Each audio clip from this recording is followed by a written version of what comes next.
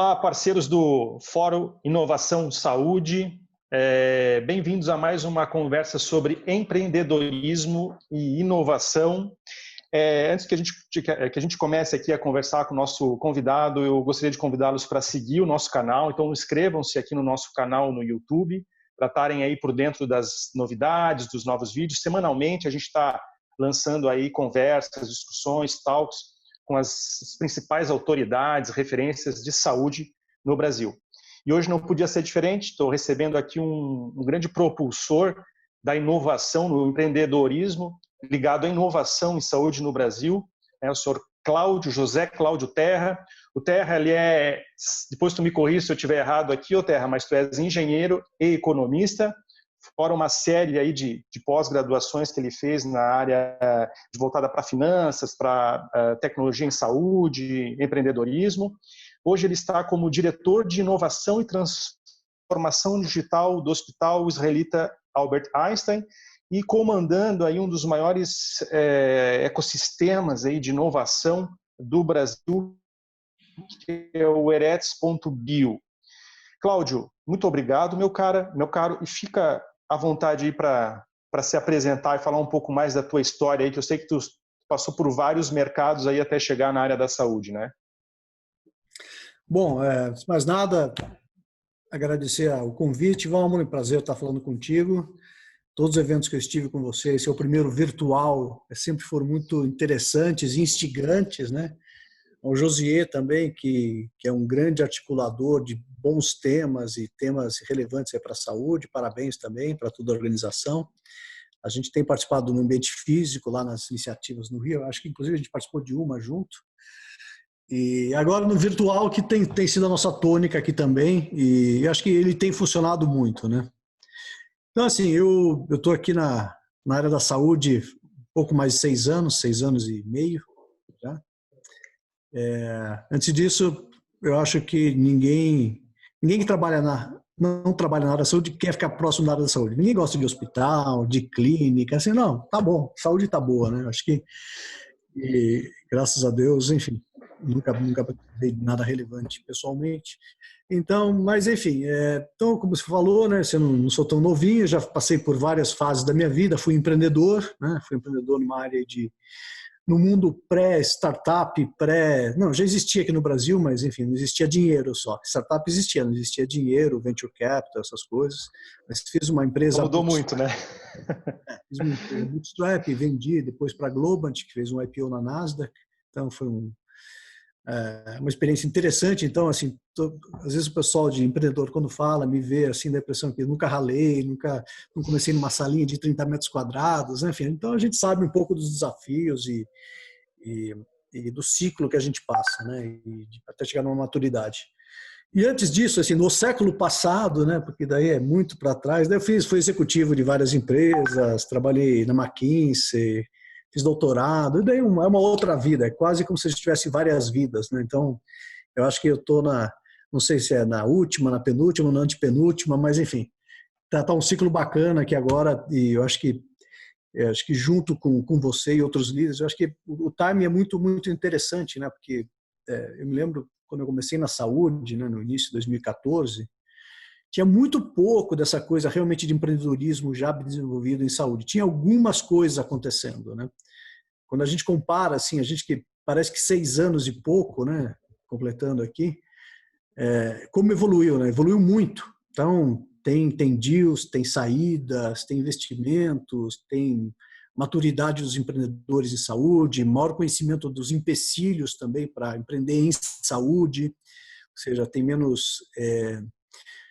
acho que tem aprendizados, né? E aí tem coisas positivas e coisas que a gente não superou ainda, mas eu acho que eu particularmente estou feliz de ter contribuído e participado com outros atores que você mencionou aqui da evolução, porque eu sinto que eu comecei bem no início mesmo e fazendo uma contribuição aí com todos. Esse é mais ou menos o resumo. Perfeito, meu caro.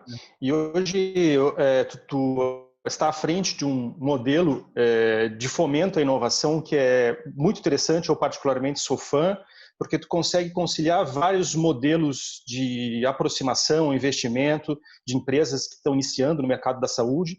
né? Tu pode aproximar tanto como mercado, né, como um grande player para a execução do projeto.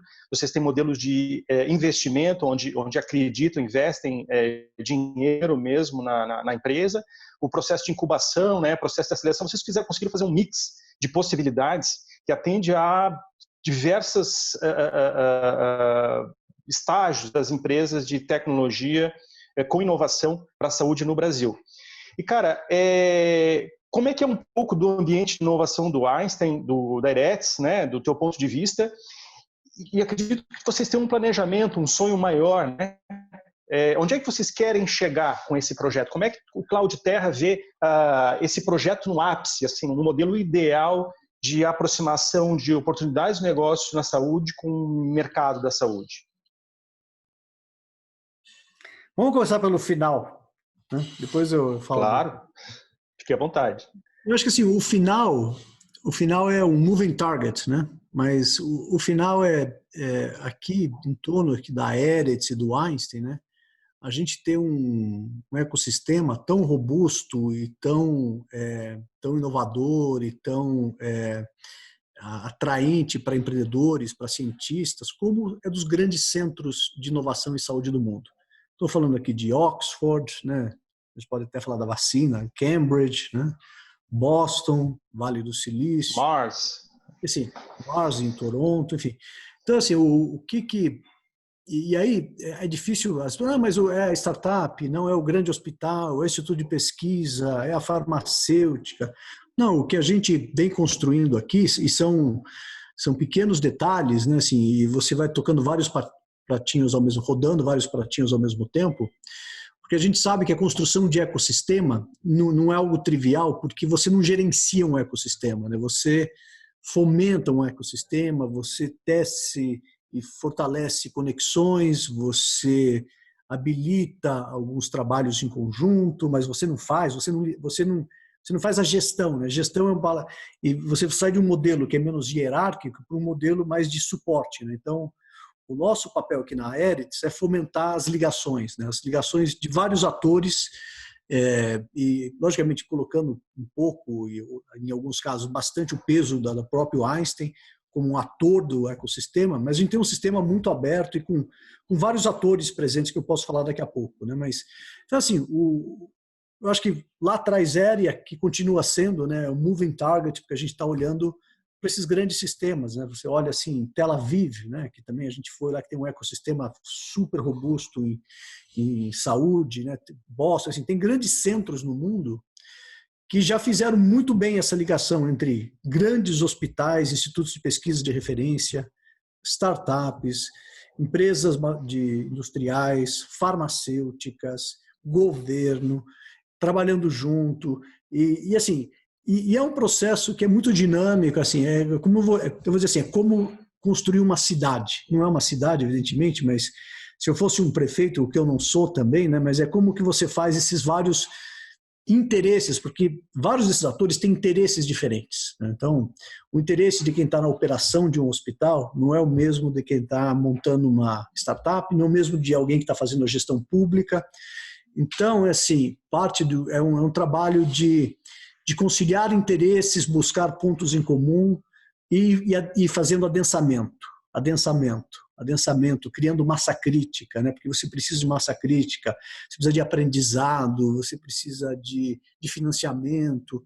Então, assim, são vários pratinhos que a gente vai mexendo, e às vezes você mexe mais num pratinho, depois você deixa aquele pratinho parado, daí você vai atrás do outro pratinho, porque um ficou para trás.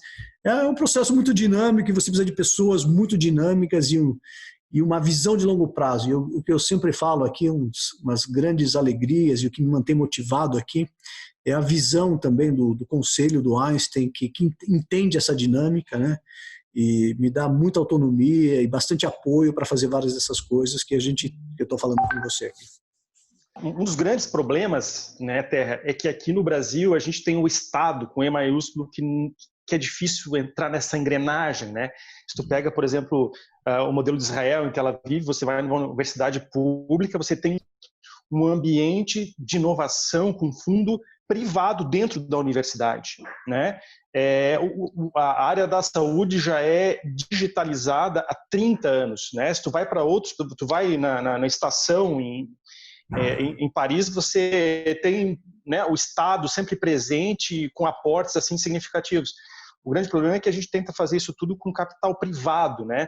E o Estado, em muitos momentos, inclusive na área da saúde, que é uma área regulada, é uma área que tem os seus nuances, né? Que eu sempre falo que é uma das piores para investir, porque o processo de maturação do produto é muito maior, né? Do que as outras áreas. Você não simplesmente faz um produto, coloca na parede, na prateleira e começa a vender, né? A grande maioria deles são regulados, precisam ser validados, e é certo, não estou sendo contra isso aí.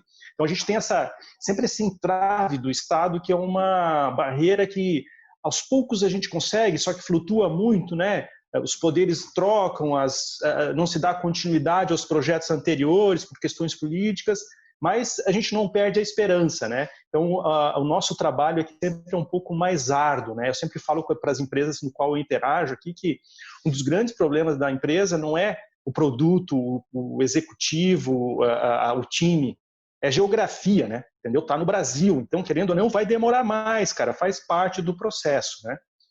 Interessante esse teu ponto de vista aí, cara, a gente torce para que isso aconteça, né? Para que chegue nesse modelo universal, onde todos esses agentes aí conversem e a gente consiga estruturar ecossistemas assim tão sólidos e para ser tão competitivo quanto esses internacionais aí que você citou, né? Agora falando um pouco do empreendedor na área da saúde, né? Eu sei que tu tem que lidar com esses indivíduos aí, e eu sou um deles também, um empreendedor na área da saúde, tens que lidar com eles na rotina do teu trabalho, né? Com as empresas do qual você investiu, você aproximou, você interage. Qual é o perfil daquele empreendedor nato, Terra? Aquele cara que tu olha assim, pensa, pô, porque assim, tem duas coisas, né? Do meu ponto de vista, isso não é meu, isso eu aprendi, né? Empreendedor é classe A, produto é classe B. Seguinte exemplo, se eu der um produto top na mão de um cara ruim, né, que não nasceu para aquilo, ele não vai vender. Agora, se eu der um produto meia boca na mão de um cara bom, um executivo sangue nos olhos, ele vai vender aquilo ali a todo preço, né? Então, quando tu se depara com um empreendedor nato, quais são as características que ele tem que te chamar a atenção? Bom, deixa eu só pegar o finalzinho da tua intervenção anterior, daí eu já respondo essa daqui. Eu sempre digo que quem trabalha com inovação, empreendedorismo, é um otimista por natureza. Assim, se você é um pessimista, se você é um ranzinza, assim, nunca vai acontecer nada, porque o que você mais tem é obstáculo e coisas impossíveis de serem superadas, é o famoso falta tudo. Então, assim, parte da minha perspectiva, né, que é a seguinte, o Brasil, sem dúvida, tem duas maneiras de você encarar o mundo. Né? Você vai lá, você vai para Oxford, para Boston, daí você volta triste, decepcionado, que não tem nada para fazer, ou você fala, putz, eu vou ser melhor que esses caras. Né? Eu vou fazer isso, vou fazer aquilo, vou correr atrás. E eu acho que é um pouco isso. Né? Eu fui visitar a Cleveland Clinic, eles tinham, sei lá, 3 anos atrás, 85 spin-offs dentro de Cleveland. Né? No ICE a gente tem 5 spin-offs agora. Então, assim, eu poderia falar que impossível. Não é possível, a gente tem algumas spin-offs, daqui a pouco a gente vai ter muito mais. Né? E o próprio governo, assim, eu acho que a gente saiu de um período de política econômica bastante do Estado pouco favorável ao capital, ao empreendedorismo, e houve mudanças de áreas aí nos últimos anos, a gente acompanhou isso. Né? Uma liberdade econômica, você vê também um potencial muito... A própria legislação ficou mais favorável nos últimos anos. Né? Aqui no estado de São Paulo, em particular, a gente tem uma FAPESP, que é uma organização de classe mundial em termos de apoio ao empreendedorismo, né? Com base científica, empreendedorismo de base científica. Né? Então, tem o programa PIP, que é muito bem estabelecido. Então, assim, eu tenho um pouco de uma vantagem de ser bem mais velho que você e ter passado por algumas fases também. Eu fiquei 16 anos na USP, né, entre as graduações, mestrado, doutorado. E a USP, por exemplo, que eu conheci, mudou muito da década de 80 e de 90. para que a gente tem hoje. Então, estamos aquém, mas eu acho que a gente deu um salto relevante, eu acho que particularmente relevante, eu acho que existem ventos muito favoráveis nesses últimos 5 anos. Né?